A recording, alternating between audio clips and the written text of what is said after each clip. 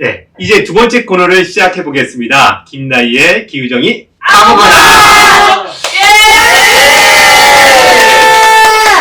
오늘은 어떤 이야기를 가지고 오셨을까라고 물어보려고 했는데 분장이라고 해야 되나요? 만 봐도 오늘 주제를 알 것 같아요. 오늘 주제는 퀴어 정의와 기후 정의입니다. 예. 이번 대전 퀴퍼에서도 퀴어 정의가 기후 정의다라는 말이 나왔죠? 도대체 어떤 말인지 좀 설명을 해주셨으면 좋겠습니다. 네, 일단 기후 재난에서 피해를 받는 쪽은 대부분 전 지구적으로 보면 글로벌 사우스, 우리가 흔히 후진국이라고 하는 저소득 국가에 집중이 되고, 한 사회에서는 누구에게 집중이 될까요? 소수자? 네, 그렇죠. 장애인, 여성, 성소수자, 그리고 빈곤층, 그리고 홈리스, 청소년, 노동자, 노인 이런 약자들에게 피해가 다 집중이 되는데, 이런 소수자들은 탄소 배출을 굉장히 적게 하기 때문에 기후 위기에는 책임이 거의 없고, 그런데 피해는 다 뒤집어 쓴다는 점에서 정말 불평등하고 부정의하다고 할 수가 있습니다. 그리고 퀴어는 이 교차되는 정체성 때문에 더 많은 피해를 받게 되는데, 지금 나가는 화면을 보시면 미국의 조사인데, 청소년 퀴어들 같은 경우는 주거 불안정성이 굉장히 높다. 그리고 유색인종 같은 경우도 주거 불안정성이 높다. 그렇게 홈리스거나 쪽방에 살거나 아니면 반지하에 사는 그런 주거 불안정성이 있는 경우에는 기후 재난에서 훨씬 더 취약한 상태에 놓이게 되거든요.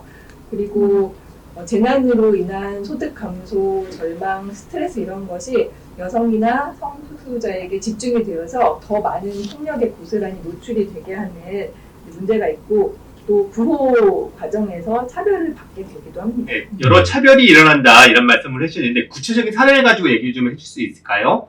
네, 코로나 팬데믹 초기에 여러분 기억하실 수 있을지 모르겠는데, 그 이태원 클럽에서 감염이 발견이 됐으니까 그때 게이 커뮤니티가 엄청난 비난을 받았거든요. 저기가 감염의 온상이다. 그래서 그 순식간에 혐오가 자라났던 일이 있습니다.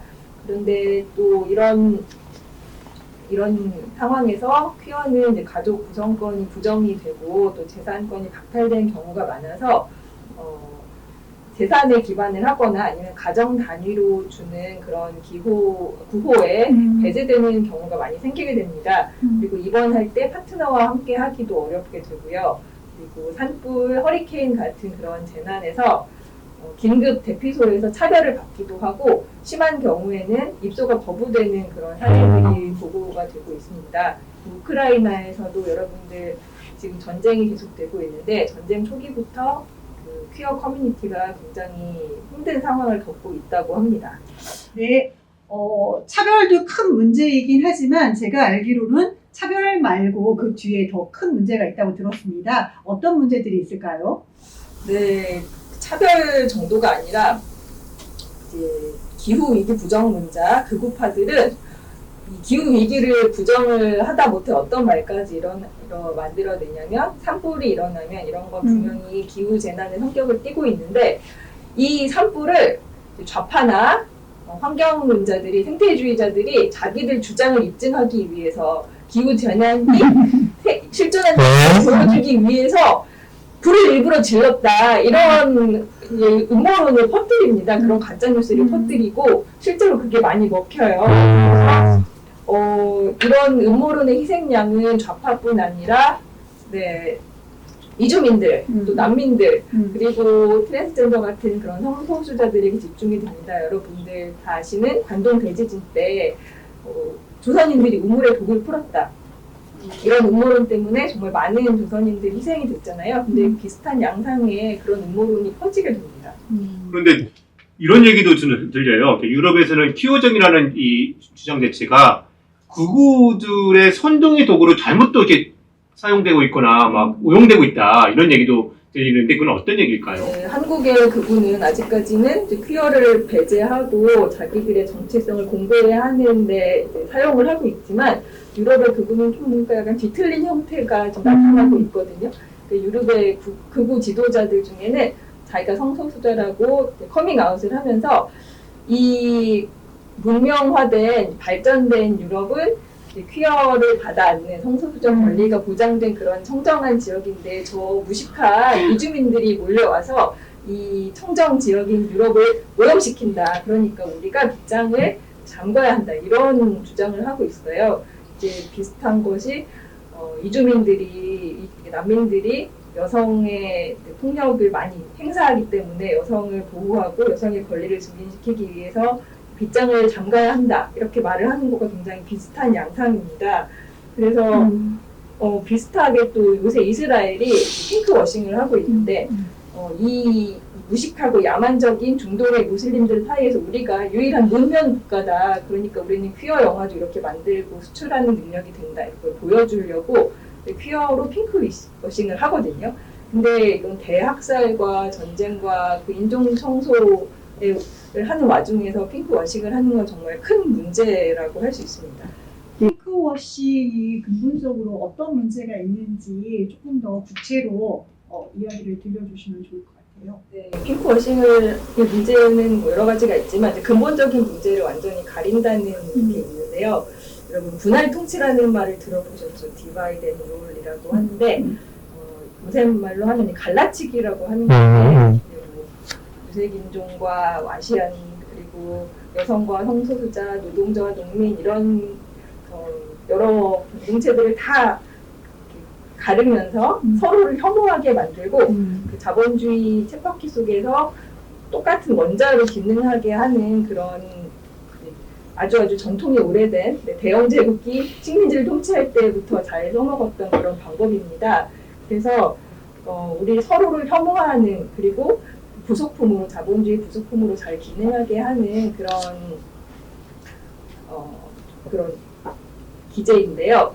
그러면서 우리가 원래 자연스럽게 이제 갖고 왔던 삶의 현장들에서 다 우리를 뿌리 뽑아서 똑같은 노동을 하고 똑같은 소비를 하게 만드는 그런 존재로 만드는 거죠. 근데 이 과정에서 자연 속에 이렇게 뿌리내렸던 다양한 공동체들이 말살이 되게 됩니다.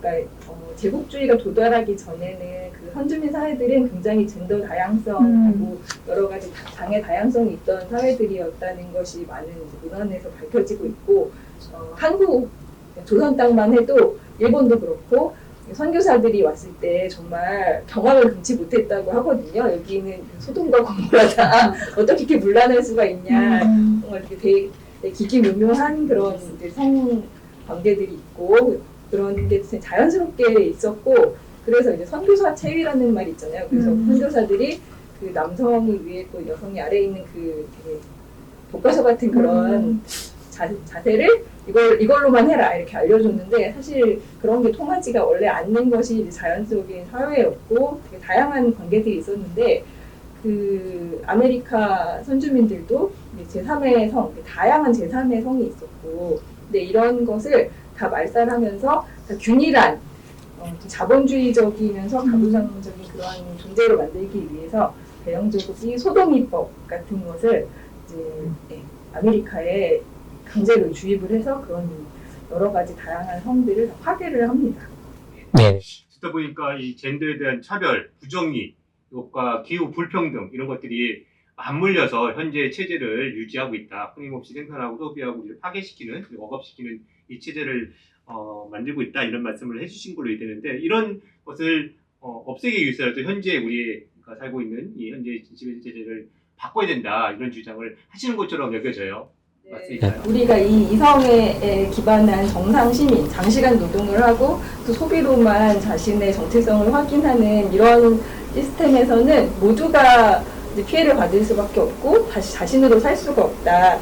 그리고 이 글로벌 공급망의 착취의 일부가 되도록 강요를 하는 이 틀에서 우리가 벗어나야 한다. 그러지 않으면 우리는 우리로 살 수 없고 우리를 이제 갈아넣는 이 세상에서 빠져나올 수가 없고 그래서 퀴어 정의가 기후 정의 이렇게 말씀을 마지막으로 드립니다.